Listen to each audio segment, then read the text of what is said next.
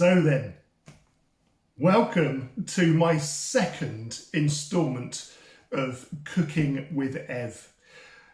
Today's video is because my daughter at university, mostly incapable of surviving by herself, has asked me how to cook potatoes. Specifically, one of the things that my kids have loved over the years is Daddy's potatoes. So, for those who don't know, potatoes come in a whole wide range of varieties. You've got sweet potatoes and baking potatoes and roast potatoes, and you've got the raw potato ingredient comes in those varieties as well. Not roast potatoes, you can't buy those unless you go to the freezer section. But you can buy big potatoes, you can buy red potatoes, sweet potatoes, and you can buy baby potatoes. And that's what these are.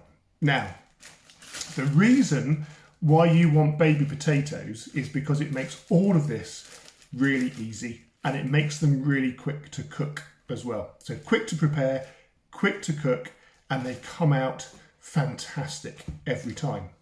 So these are baby potatoes. They're not very big. I'll get them out in a minute. 1 second.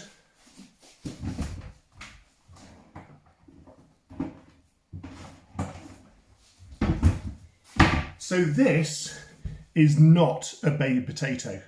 This is a proper big boy potato. This is not what you're after. Now you could, if you only have big potatoes, adult potatoes, you could use this, but you need to chop it down relatively small to about the size of a baby potato.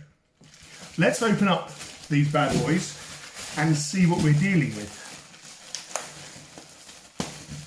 So here we go. Here's my baby potatoes. Baby potato, adult potato. See the difference? Little, big. So we're not going to use that today. What we're going to use instead is the little ones. I'm going to put this to one side. It's a good potato. I don't want it to feel hard done by. I don't want it to feel sad or left out. We will use it another day, but not for this recipe. Now, once you have your potatoes, the thing you need next is a pan. Now, pans come, like potatoes, in a wide variety of shapes and sizes, and they can be used for different purposes. So I've got a few pans, or tins, roasting trays, whatever you want to call them. Now, I should say that the size of the tray does matter. Some people say that size doesn't matter, but for this recipe, size does matter.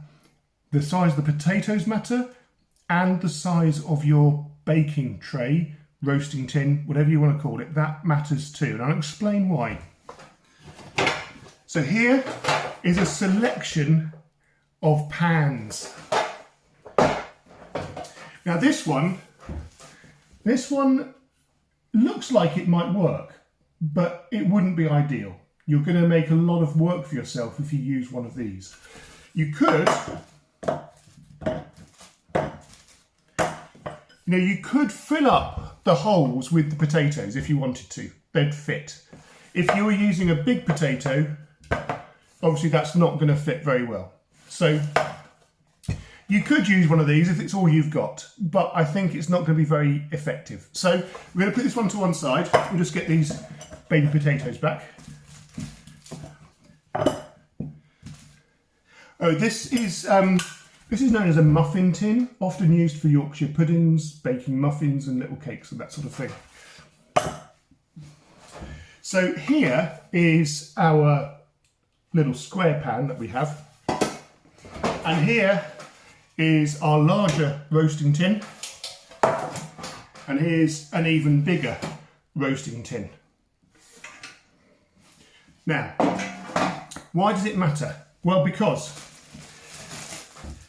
what you want is to have the potatoes in the tin evenly spread out, but you don't want them miles apart from each other. You want them to be sort of bunched together, but not piled up. So if your tin's very small and the number of potatoes you're doing is very big, then you're going to need a bigger pan.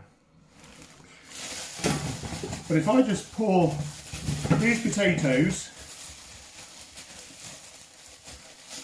come on, I've got a couple of stragglers here, there we go. So, if you see this pan here, the potatoes are spread out. There's a little bit of space, but there's not too much space, and they're not piled up. If I was to go for the big pan, like this, can you see there's too much space in there? And what's going to happen is you're going to end up with a lot of oil, and it's going to smoke and steam and be nasty. And also all your seasoning's going to be wasted. So you don't really want a pan like that, too big. So try and get the right size pan for the number of potatoes you are doing. There we go. Now, I've forgotten something important. Before you start doing any of this, what you really need to do is go and turn your oven on. I normally put it on quite high, at least 180, if not about 200 degrees C. And you're going to be wanting the oven to be warming up whilst you're preparing your baby potatoes. So let's go and put the oven on now. So our oven, simple dial, I'm putting it on 200, and on the front of the oven, don't know if you can see, we've got two red lights. One of those red lights will go out when the oven's got up to temperature. It doesn't really matter too much. It's not like baking a cake where it's vital, and you'll be able to keep an eye on your potatoes whilst they're cooking to make sure when they're done. So what are we going to need? First of all, we're going to need oil.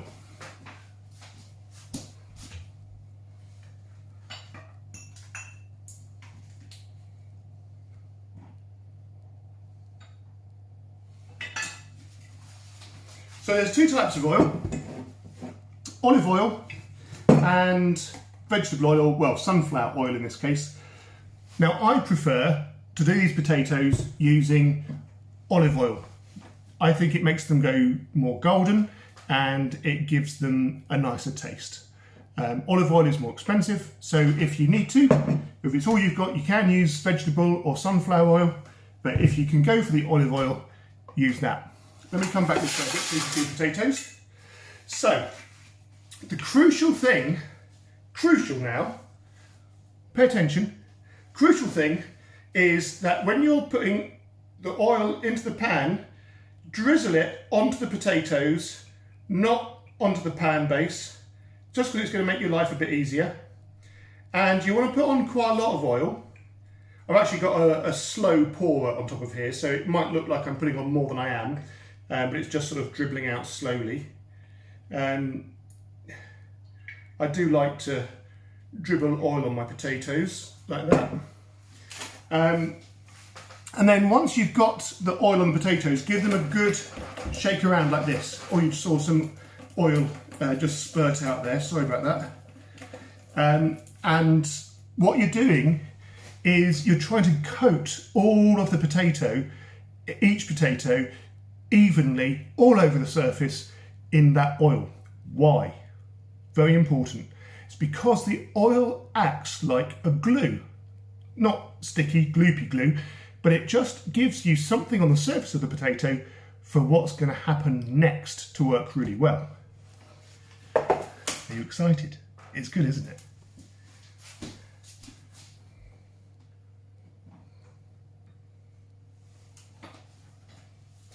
So, the only other ingredients we need for Daddy's potatoes is some pepper and some salt. Now, again, this is quite important. Pepper is best if you can get a pepper mill and have real whole black peppercorns in there, and you're going to grind them fresh onto the potatoes. You can, of course, buy ready ground pepper, which just comes out like really fine powder. I don't like that so much. It doesn't have the same taste, and it just makes things a bit too powdery. This makes it nice and rustic, feels more wholesome. And the other thing is the salt. So this is sea salt. The granules inside this are quite big. You can get table salt, which is very fine, white, powdery salt. Again, I don't like it for this type of recipe because I like the the crunchy chunkiness on the potatoes, and these really work well. So here we go. What we're going to do is, first of all, we're going to sprinkle some salt, quite a bit of salt, onto the potatoes. Now, see, a lot of the salt is just going to go into the pan. That doesn't matter. So coat the potatoes in the salt, and then same with the pepper, quite a lot of pepper. You'll want quite a bit of pepper making its way onto each potato. Now, don't be afraid of doing too much, because what you're going to do next, because that's just on the surface of the potatoes, and now we're going to roll them around again. And what we're doing is we're coating all of the surface of each potato, upside, downside, front and back and sides, and we're coating it all now in the oil, the salt and the pepper. Once that's done, that is your recipe to heaven. We're going to chuck these in the oven now, and it's going to take about 25 minutes, 30 minutes perhaps. I'll keep an eye on them. You'll see them starting to go golden brown. If you're not sure if they're cooked properly, you can always stick a fork in one and see if it's soft all the way through to the middle. But generally speaking, about half an hour should be tops at 200°C, and you can keep peeking at them and seeing what they look like. So we'll come back in a bit and see how they've done. I'm going to put these in now.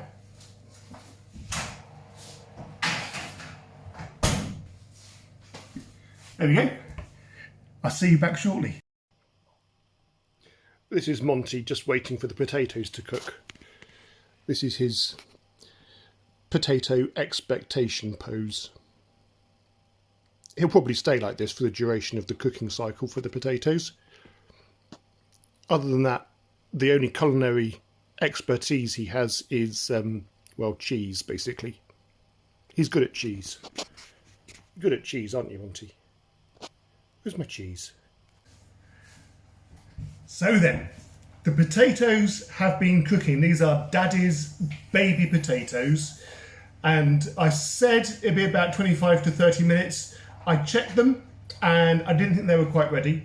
So I shook them around in the pan, because that's something else that you should do actually. Halfway through cooking is get the pan out, give it a good shake, and then what's on the bottom should turn to the top and you get a nice even goldenness to the potatoes. The dogs are in the background now having their dinner, so excuse any funny noises. I'm going to get the potatoes out now. It's been about 40 minutes. Okay, so maybe adjust the time depending on your oven and the size of your potatoes as well.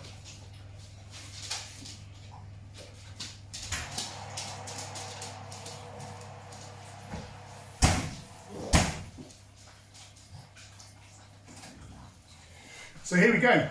Here are beautiful Daddy's golden baby potatoes. So what have we learnt? Size of the pan, size of the potato, oil, always good to dribble oil on Daddy's baby potatoes, salt and pepper, that's all you need. You don't need to do any prep on the potatoes, they don't need peeling. You could wash them if you want to, if they get the salt, which are a bit muddy, maybe give them a rinse, but you don't need to peel them, which makes it really quick. You literally just get a pan, the right size, rip the bag open, chuck them in, drizzle oil on them, salt, pepper, bang in the oven. Job's done. And that has been my kids' favourite recipe for years, or one of them. It's vegan and it goes with just about anything. So there you go. Daddy's baby potatoes. Enjoy.